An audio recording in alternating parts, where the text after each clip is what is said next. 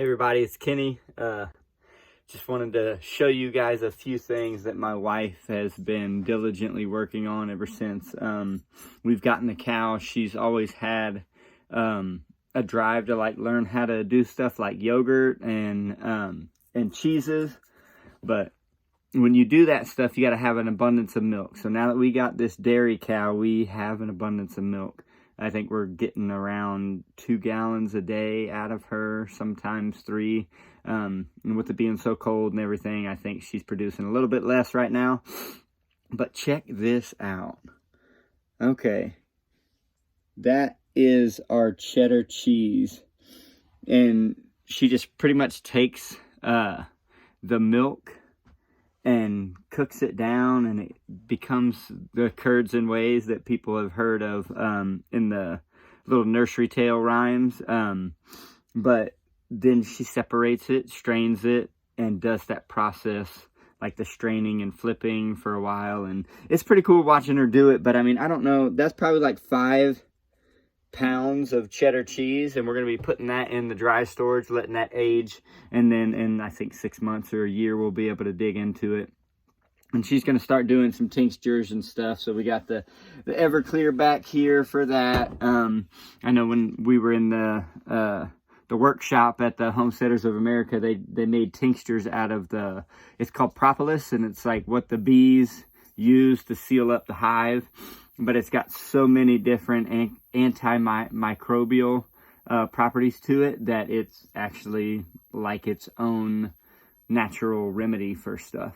So, you know, allergens and stuff like that. So it was cool. I got to try it down there, so we'll probably end up making some of that. And, you know, I'm just sitting here in the art gallery of my daughters. You know, they're looking tropical and mermaid right now with it being freezing cold. But another thing my wife's been doing, making homemade breads.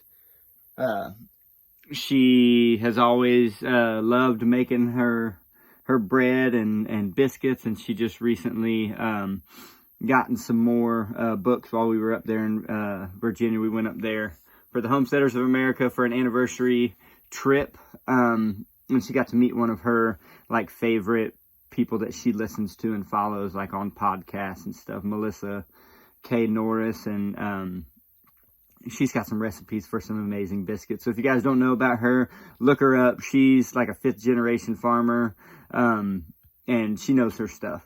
So, but I just wanted to show you guys inside some of the stuff that my wife does. She doesn't necessarily toot her own horn very often, but I am so blessed and just encouraged by her drive and willingness to do all this stuff for our family, to help us learn this stuff, but also to thrive in it. And she's got a lot of this stuff down from having this passion sowed in her, this seed started in her at a young age.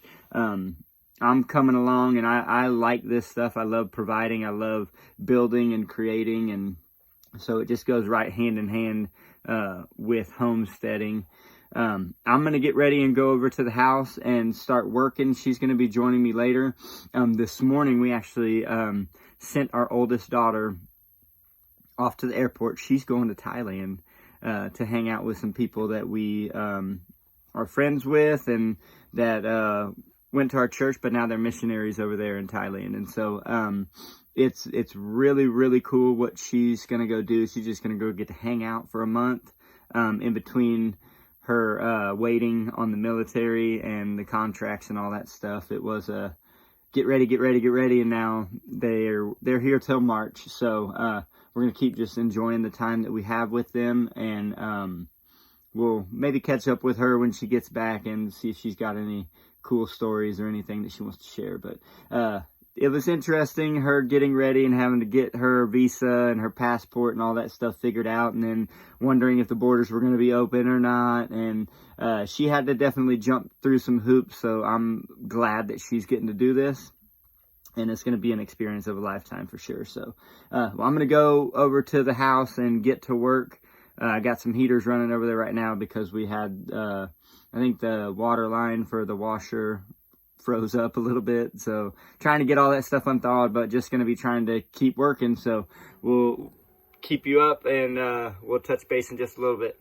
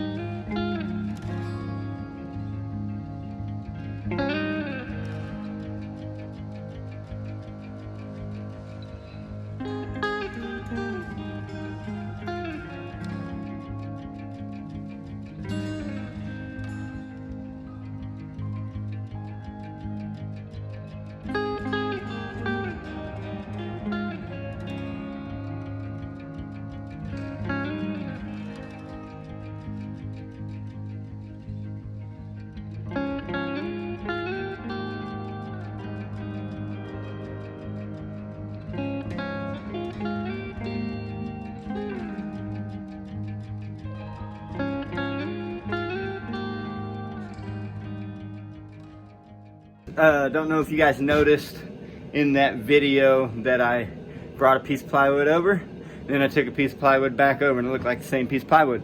Well, that's because I forgot to notch out around this portion of the door jamb here, so that piece wouldn't fit. And that happens a lot on projects that I work on. I mean, I'm not necessarily a carpenter, but I know there's a saying, measure twice, cut once. So once I cut that piece out, it did fit in here, but then my ends, or like the seams right here, weren't lining up. And you guys may have seen me on the camera, but didn't know what I was doing. So what I was doing was I marked out a line that I wanted on the floor that's already attached, and I just trimmed that back right here, like to where you can see that that line is fairly straight, and then it goes along here. Well, this piece was still overlapping, so what I did was I just pushed it this way where I wanted it, and then I took my circular saw and just ran it right where this groove is gonna be, okay, on this piece of wood. So it's cutting as I'm going, and then it drops down inside there. So and there's gonna be a little bit of gap. It's not gonna be an exact fit, because I'd rather it just fit in there smooth and really snug and have to fight it, because all this is gonna have trim or baseboard. We're gonna have sheetrock, so a lot of these gaps that you guys may see, like down there, all that stuff's gonna get filled up eventually. And if we need to cut some little blocks to go in there and fill up any space, that'll be easy. But right now, what I'm really looking for is just to get the deck down. The other day, we were trying to finish up, and we ran into snags with our septic line backing up, and I think we found out what that was. I had grabbed some of the wrong toilet paper, because we like that nice soft toilet paper ever since COVID. So we went and got some Costco toilet paper, but that's the wrong stuff for our RV and our septic. And so it ended up just backing up and being too much. So anyways, that day we got sidetracked from what we were doing in the house and had to handle that. And at the end of the evening, we were trying to just make a good finish. But I ended up cutting this piece of decking for that room that I just did, and then ended up notching out some extra stuff down over here that I didn't need. So just was at the end of the day, was tired, probably shouldn't have been doing some real meticulous measurements and cutting. But what I'm gonna do is I just use that piece behind me as a jig for that one. So I had less measuring and all that stuff. I just set it on top of it, marked it out, recut it, and now I'll use this part that I actually cut the wrong pieces, or those wrong holes, to fit in on the other side, and then that room should be done. And this is gonna be the entrance into our bathroom. We're gonna have a double vanity here along the wall, and then in here we're gonna have the toilet, and then the shower over there. We got this cool kerosene heater going because we had possibly our lines freeze for the washer, and we don't know if it's up here or down in the floor, but I got that kerosene heater going, and then this propane one going. So it's definitely warming up a little bit in here, but not too warm for me to feel uncomfortable. So now that I'm done with that room, or mostly done, I'm gonna finish up that back wall where the sinks are gonna be and the vanities, and then I will work on attaching that. And then I think what I'm gonna end up doing is, my wife asked me to finish up this laundry room floor, because we got the washer and dryer stacked on a piece of solid flooring, but you can see coming in that back door there's just laid out pieces of wood, and it's just becoming an issue to where we need to finish this up. So I'm gonna work on this part next. We'll see what I can get done today. Hopefully nothing else comes up like it did the other day.